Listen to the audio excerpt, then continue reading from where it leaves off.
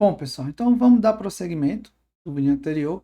A gente vai continuar implementando o Jokenpo, mas agora introduzindo o conceito de objetos e funções em JavaScript. Então, vamos lá para a nossa prática misturado com teoria.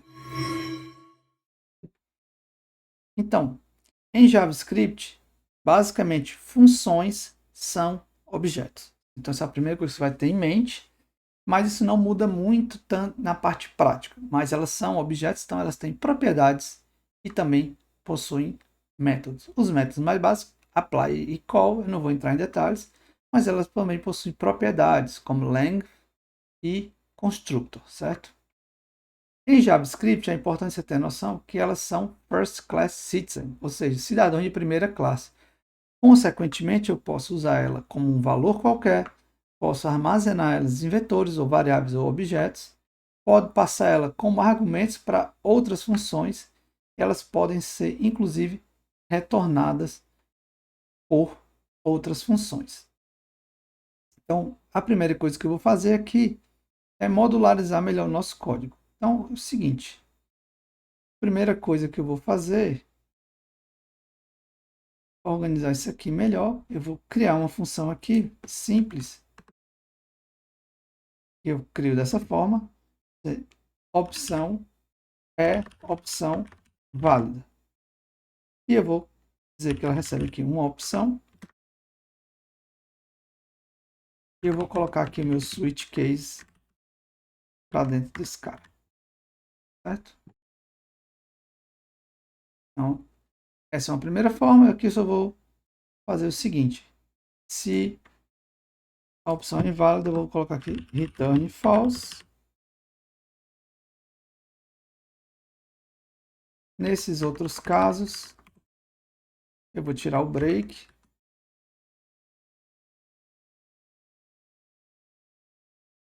Não faz mais sentido. Eu dou um return true. E não precisa dessa letra. Então, essa é uma maneira de eu criar uma função. Eu vou criar outras funções aqui. Eu vou, por exemplo, ver aqui se eu venci. Vou criar uma função. E eu vou usar uma outra maneira, certo? Uma maneira que a gente chama de function express. Então, eu posso armazenar uma função em uma variável, por exemplo, porque eu vou chamar aqui de eu venci. Ele recebe a escolha do jogador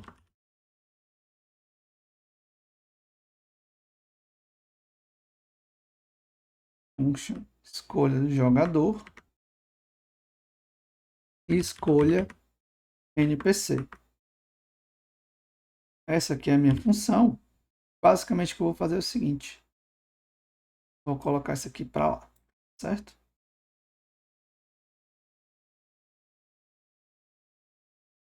Na verdade, aqui eu posso colocar um return true,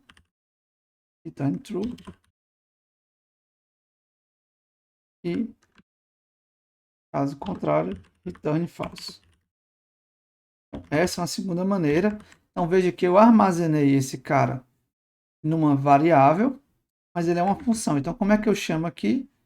No else, deu empate, né? O que eu vou fazer aqui é, se eu venci e eu passo a escolha do jogador e a escolha do NPC,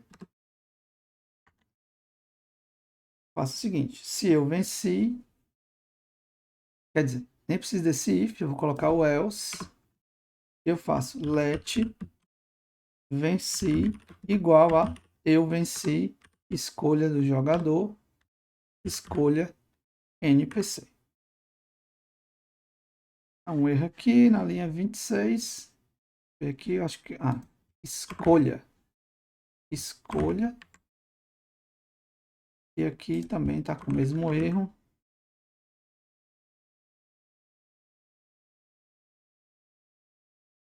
E escolha. Então, vamos rodar aqui. Isso deve resolver.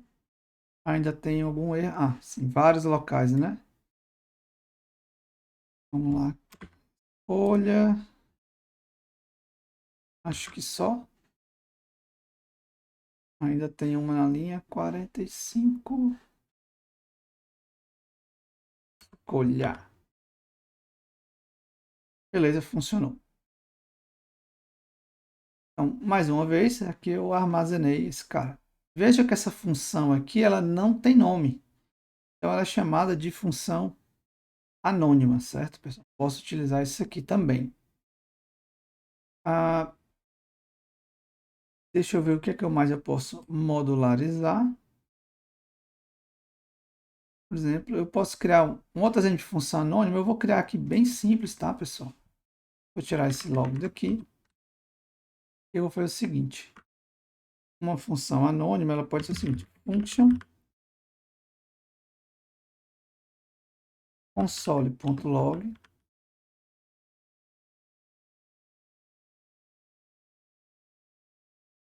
Então aqui eu tenho uma função anônima, que não é muito útil nesse contexto, mas eu posso fazer ela se auto-invocar da seguinte maneira. Então aqui é uma função anônima ó, que está se chamando. E nesse caso ela vai ser chamada uma única vez, já que eu não estou guardando nenhuma variável, eu não tenho a referência dela. Eu vou colocar aqui, salvei. Só para zerar aqui, vocês têm certeza que rodou. Aqui ele rodou aqui de novo. Vou só mudar aqui para a gente ter certeza. Ó. Eu não consigo chamar essa função de novo, porque ela é uma função anônima que ela se chama. Não armazenei em canto nenhum. No JavaScript novo, era muito comum a gente usar essa notação aqui. E eles adicionaram o que eles chamam de arrow function, que é algo desse tipo. Fica mais curtinho a declaração. Aqui eu estou declarando uma função que tem dois parâmetros e que tem esse corpo. Então essa é uma notação nova. E no caso aqui em cima, por exemplo, como essa função anônima ela só tem um parâmetro e uma única instrução, eu posso fazer o seguinte. Eu não preciso das chaves.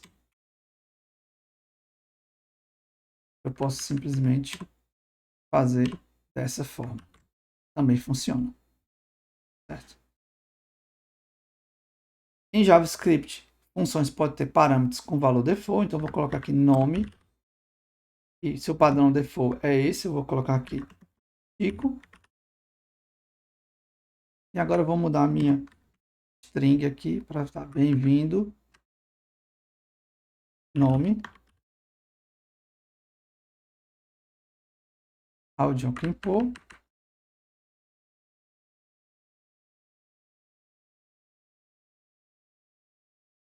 Ele rodou aqui, ó. Cadê? Ainda não rodou. Na verdade, bem-vindo, Chico, porque eu não informei aqui, ó. Se eu colocar aqui José.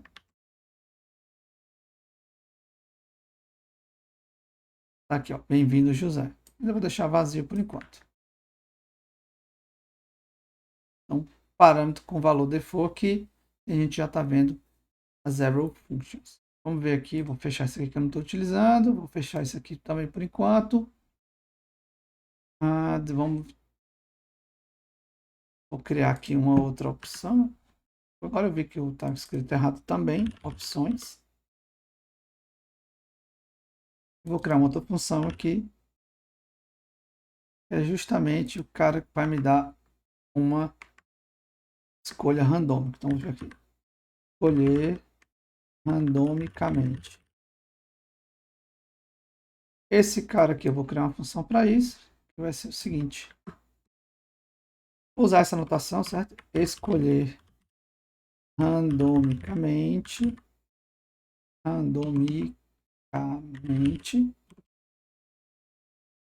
Como não tem um parâmetro, eu vou usar exatamente aquela anotação. E aqui eu resolvo. Já está refatorado também. Uma maneira que eu podia fazer aqui, inclusive, já que eu não estou usando mais opções em canto nenhum, só que eu posso simplesmente fazer isso também. Funciona. Declarando vetor, já estou pegando um elemento dele usando o randômico. Aqui, que mais a gente pode refatorar? Aqui deu empate, aqui do VC, do incrementar, do imprimir não, tudo ok. E aqui eu posso também separar como, vou colocar uma função como declarar resultado. Ela vai ter as vitórias do jogador e a vitória do NPC. Vou criar uma outra função aqui também. Const declarar resultado. Vou usar a mesma notação. Vitória e vitórias NPC. Só que nesse caso, como ela tem mais de uma linha, eu preciso realmente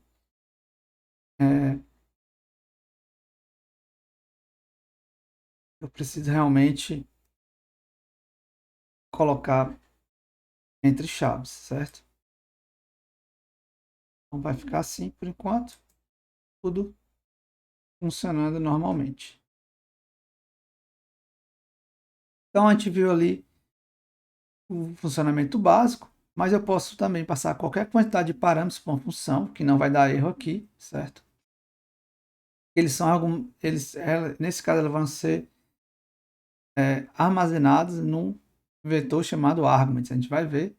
E por conta disso, eu tenho como saber quantos parâmetros uma função recebe normalmente na declaração através da propriedade length. Lembrando que funções são objetos. Então, só para mostrar isso aqui para vocês, vou colocar aqui no final, console.log declarar resultado, que ela armazena, lembra que ela armazena uma função, ponto length. E olha, ele vai dizer que é 2, mas eu posso passar quantos eu quiser.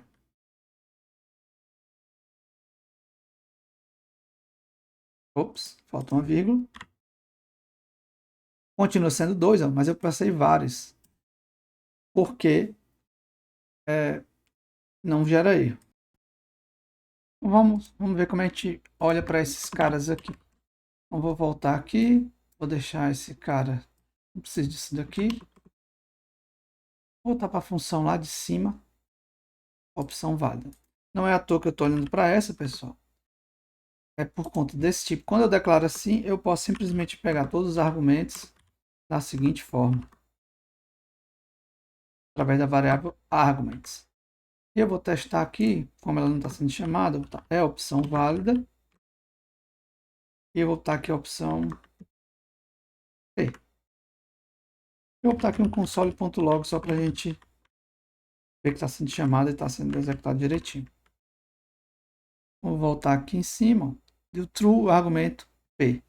Agora eu posso passar vários. E ela não vai fazer diferença nenhuma aqui. Certo? Tá vendo? Passou todos os argumentos. Mas eu estou considerando, como eu coloquei a opção, essa opção é o P e o resto eu não estou utilizando. Se eu quiser, vocês já viram que o ponto e vírgula é opcional, não, mas a boa prática é usar o ponto e vírgula. Se eu quiser imprimir todos, se eu quiser utilizar, eu posso fazer o seguinte: for let arg in arguments. E agora eu vou imprimir cada um deles, só para mostrar para vocês. É assim que eu faço o que seria o for each aqui, né? Eu vou olhar ali em cima. E agora eu estou percorrendo.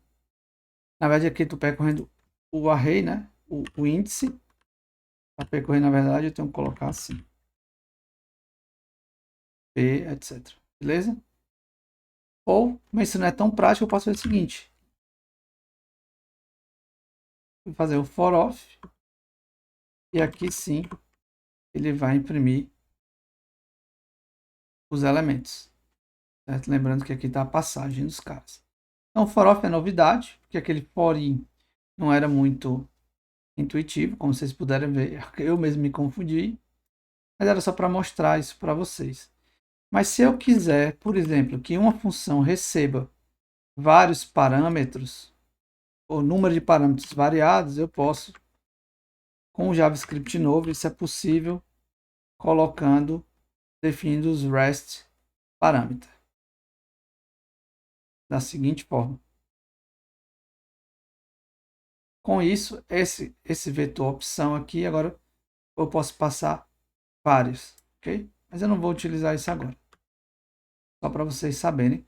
E assim como outras linguagens permitem, o JavaScript também permite ser uma adição recente. Agora, focando um pouco na apresentação, vou falar sobre Clojure.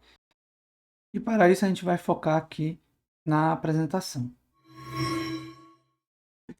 Então, o Clojure nada mais é do que uma função interna, porque em JavaScript eu posso ter isso, eu posso ter funções declaradas de funções e tem uma propriedade particular, por consequência da maneira como o escopo é tratado em JavaScript. Então, para isso eu vou ter nesse exemplo aqui uma variável global, que supõe que está no topo lá do seu arquivo, então ela está no escopo global. Chamei ela, atribui 100.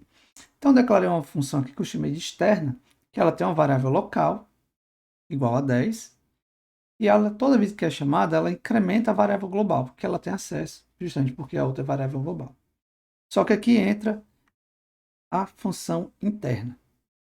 A função interna ela vai ter acesso à variável externa da função pi, né? E ao acesso global. Então, aqui onde eu dou console.log, ele vai imprimir o valor da variável interna dela, que é inter, vai imprimir a variável local da função externa, que é a est, e vai imprimir o valor global, sempre que a função interna for executada. E após isso, ela incrementa o valor da variável externa e da global. E veja que a minha função externa, ela retorna a própria função interna. Essa aqui é a jogada do Clojure, quando eu tenho esse tipo de retorno. Então, vamos lá.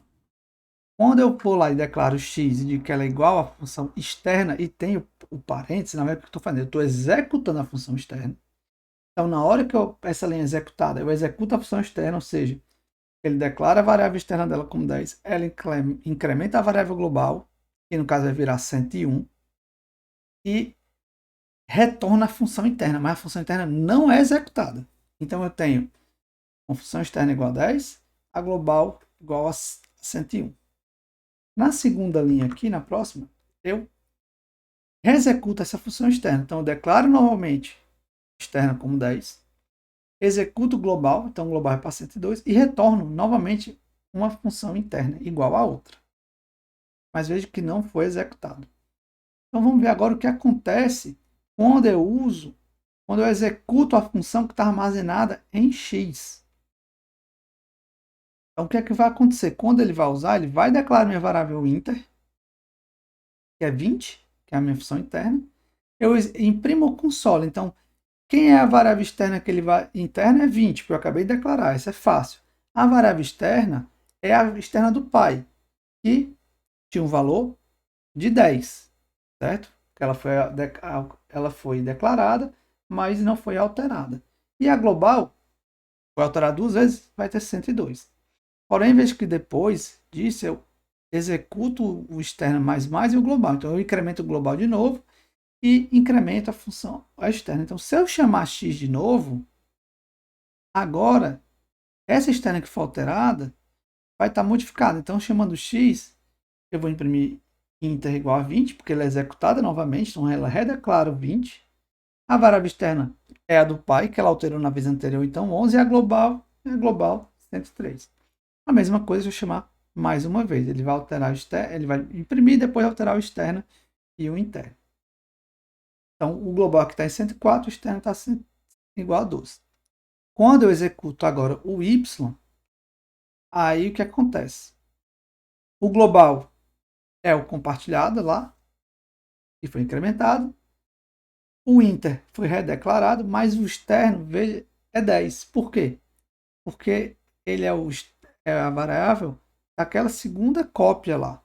Quando eu executei externo e armazenei, ele redeclarou. Então, são duas cópias separadas. Certo? Então, é aí que está o que causa confusão e, ao mesmo tempo, o benefício do Clojure. Essa questão de ele acessar o escopo da variável pai. Então, eu espero que tenha ficado claro. Se não ficou claro, vocês podem reexecutar a animação com calma ou executar no console, copiar esse código e executar para ver como é que funciona e debugar. Se ainda assim não estiver claro, vocês podem falar comigo.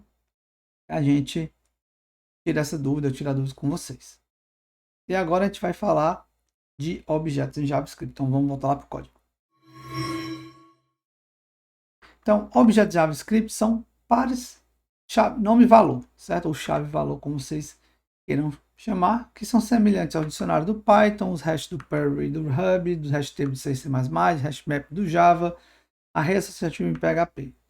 Mas eles são muito comuns, é tudo muito versátil e o nome pode ser de qualquer forma, inclusive um string com mais de uma palavra. Mas normalmente a gente usa uma só. Então vamos ver como é que a gente declara um objeto em JavaScript.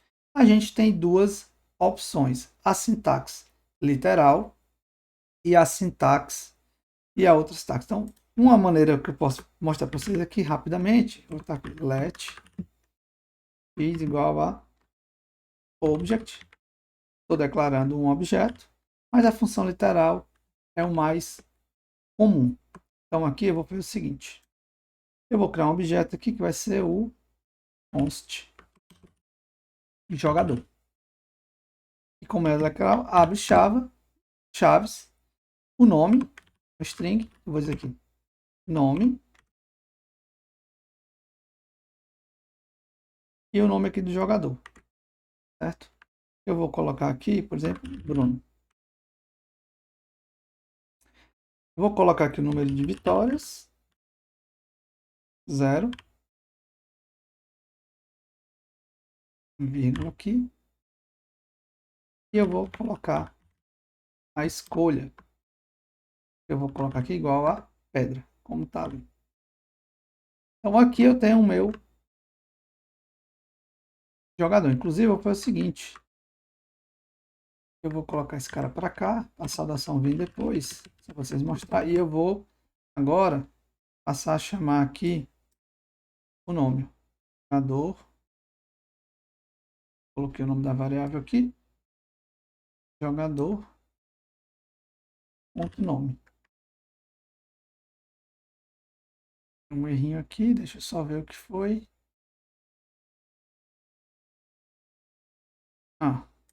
Um momentinho aqui.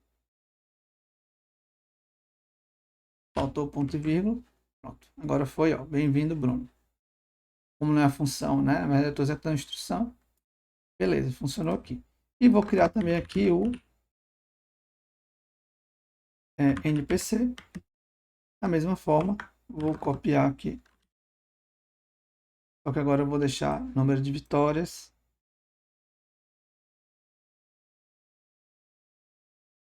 Dessa forma, certo? E a escolha, por enquanto eu vou deixar...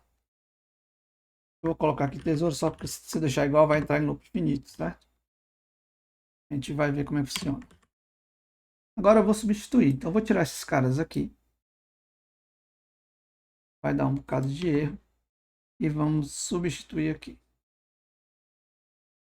A escolha do jogador, já deixei aqui como pedra.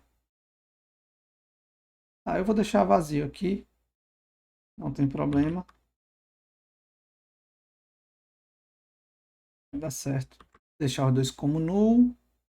Agora está dando erro por causa da variável que eu removi. Vou fazer o seguinte. Jogador.escolha, que é assim que eu acesso um atributo igual a pedra. E eu vou colocar aqui npc.escolha igual a escolher randomicamente. Agora eu tenho que mudar todos esses pontos onde tem a escolha.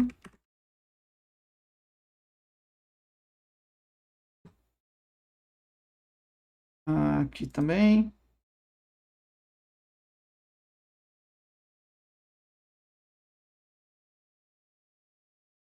A vitória do jogador agora vai ser jogador.vitórias mais npc.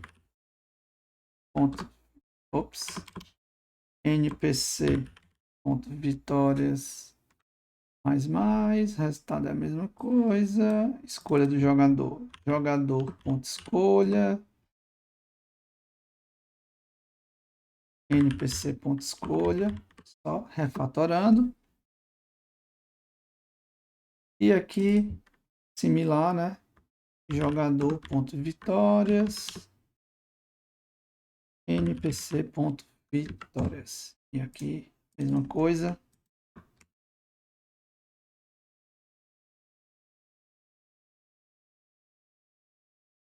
Vamos ver se funcionou. Provavelmente entrou em loop infinito. Aqui deve estar faltando algum local. Vamos ver aqui como é que eu resolvo isso aqui.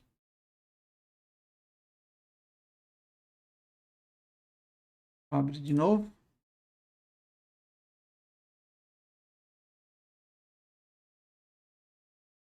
Estava em loop infinito, agora está funcionando. Beleza. Estava em loop infinito e aí não tinha atualizado, né? Agora que eu corrigi, está funcionando. Ó, bem-vindo, Bruno e tal. Perfeito. Então, tudo certinho aqui. Assim que a gente declara um objeto na forma literal. Esse objeto pode, inclusive, ter métodos, tá, pessoal? Então, eu posso fazer aqui, ó, por exemplo, escolher igual a function, certo? Colocar minha vírgulazinha aqui. Não é o igual, na verdade é sempre confundo aqui. E agora eu posso seguir des.escolha. Eu posso chamar aquela função escolher randomicamente. E agora o que eu posso fazer aqui é npc.escolher, certo? Assim eu declarei um método. Vou rodar de novo aqui, ó. Tá vendo que tá mudando. Tá funcionando. Eu posso fazer ainda. Agora eu posso simplesmente tirar essa função aqui, né? Escolher randomicamente. Tirar isso aqui. Posso jogar esse cara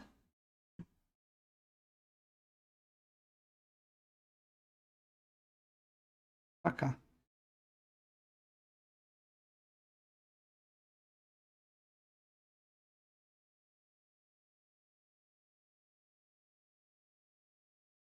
E aí está tudo funcionando novamente. Então assim eu declaro um método também nesse formato literal.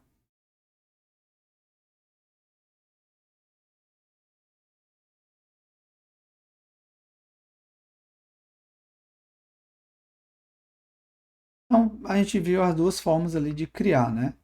E eu posso ainda atribuir ou adicionar métodos diretamente no objeto. A gente vai ver aqui como é que a gente faz isso. E também temos duas notações de como acessar. A gente já viu como é que é o dot notation. A gente vai ver como é que a gente usa o bracket notation rapidinho. Então aqui eu tenho meus objetos. Só para a gente simplificar, eu fiz aqui o escolher dessa forma, mas eu poderia fazer assim também, certo? npc.escolher.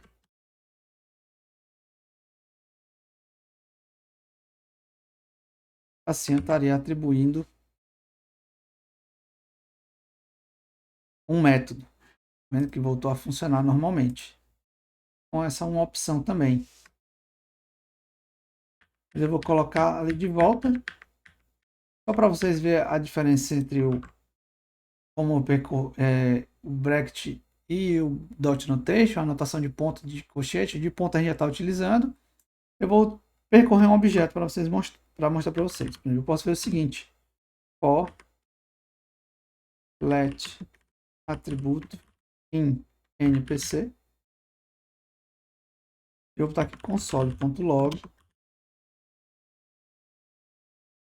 colocar aquela anotação attr, que vai mostrar o nome do atributo. E aqui eu vou colocar o valor. Para isso eu preciso acessar a variável npc. E eu posso usar aqui, ó, o bracket notation attr. Então, vou executar aqui para vocês verem. E está aqui, ó. Número de vitórias. Aqui, ó, vitórias é o atributo e o número.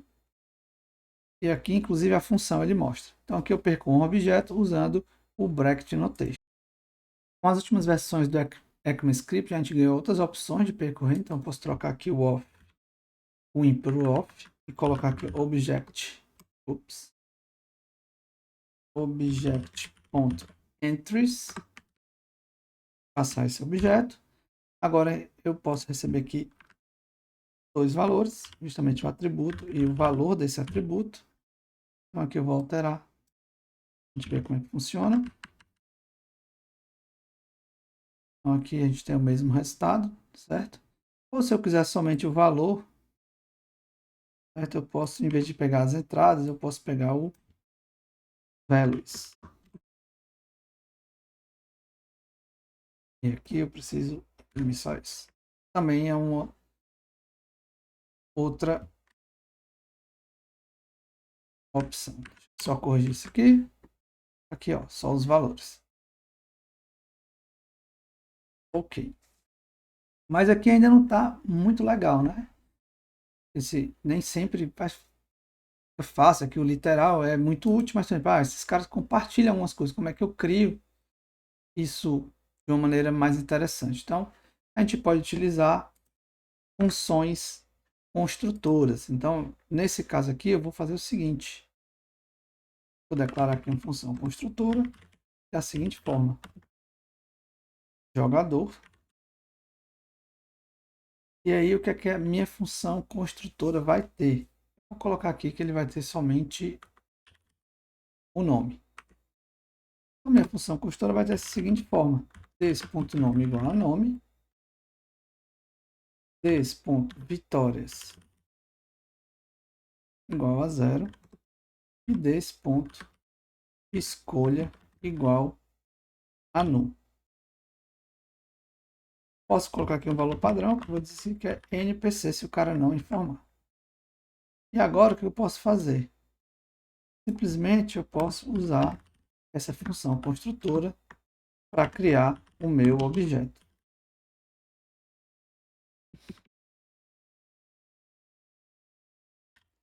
Vou fazer a mesma coisa aqui, vou só salvar essa função aqui. Eu vou fazer da seguinte forma. Já que eu não quero que o meu player 1 tenha aquele método, então vou fazer o seguinte. New jogador. E eu vou adicionar o método diretamente aqui. Dessa forma. Então, vamos ver aqui se está tudo funcionando. Vou executar de novo. Beleza, continua mudando aqui. Tudo certinho. Então, aqui eu tenho uma função construtora, né? Que funciona mais ou menos, bem mais ou menos, como uma classe. Porém, no ECMA 6, foi adicionado, sim, a classe, é uma nova sintaxe. Porém, a linguagem continua sendo baseada em prototype, eu não cheguei a falar, mas é uma coisa um pouco mais avançada porque a gente vai utilizar, mas fique sabendo disso.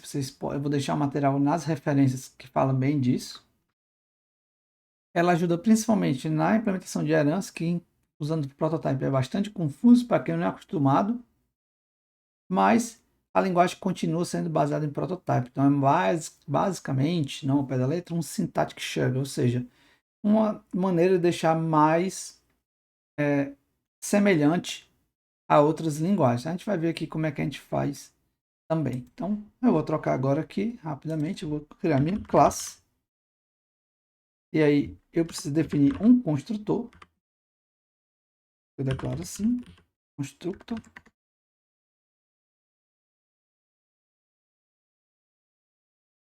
Corrigir aqui a indentação. Também tem que ter uma chave aqui. Aqui minha função construtora. Beleza. E aqui já está funcionando o meu objeto. Eu posso fazer ainda, definir gets e sets. Eu vou fazer aqui dessa forma para vocês, só para mostrar.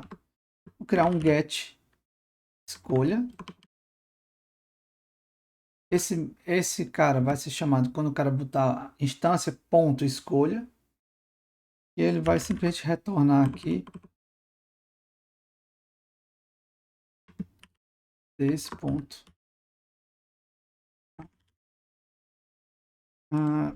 Vou criar aqui uma função add assim.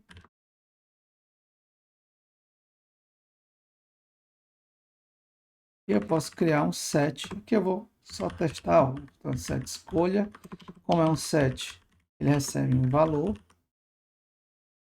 E aqui eu vou fazer bem simples, só o seguinte. Desse ponto escolha recebe o seguinte. Vou pegar isso aqui, ó. Se o valor se esse vetor inclui o valor, ele recebe o valor. Senão, ele recebe pedra. Certo? Então, aqui, ó, vou fazer o seguinte. É o escolha aqui. Então, agora eu tenho esse método. Que vai continuar funcionando aqui. A única coisa que eu vou fazer agora... deixa eu mudar aqui. Vou deixar... O padrão vai ser... Não vai ser pedra. Só para facilitar. Vai ser papel. Vou mostrar para vocês. Aqui ele está escolhendo pedra, ó. Jogador ponto escolha. Tá vendo? Eu ganhei porque escolhi pedra. Tá sempre escolhendo pedra. Eu vou colocar agora tesoura. Beleza, ó. Perdi, mas eu sempre escolhi tesoura. Tesoura aqui, tesoura aqui. Agora eu vou colocar um valor qualquer, -1. Tá vendo que não deu erro?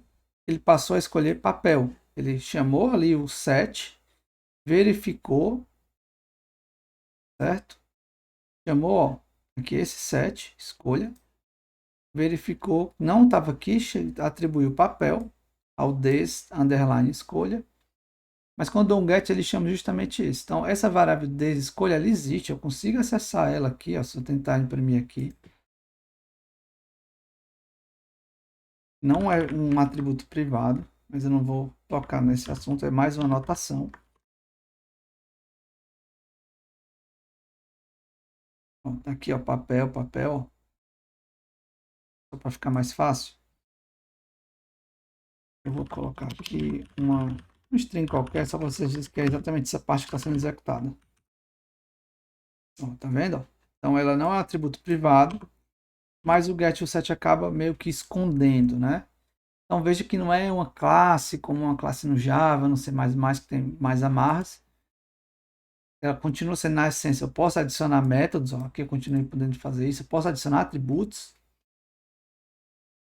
Posso alterar manualmente aqui, por exemplo, por um valor. Se eu botar underline escolha,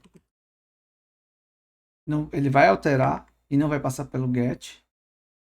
Mas, enfim, era isso que eu queria mostrar, parte das classes, né? E eu poderia ter também outros métodos que não fossem gets em sets aqui, né? Eu poderia ter um método, por exemplo, aqui no escolher, simplesmente, e escrever aqui, isso seria um método qualquer, né? Bom, pessoal, então, basicamente, era isso que eu queria mostrar para vocês, a parte bem prática, né? Falando de JavaScript, objetos, funções.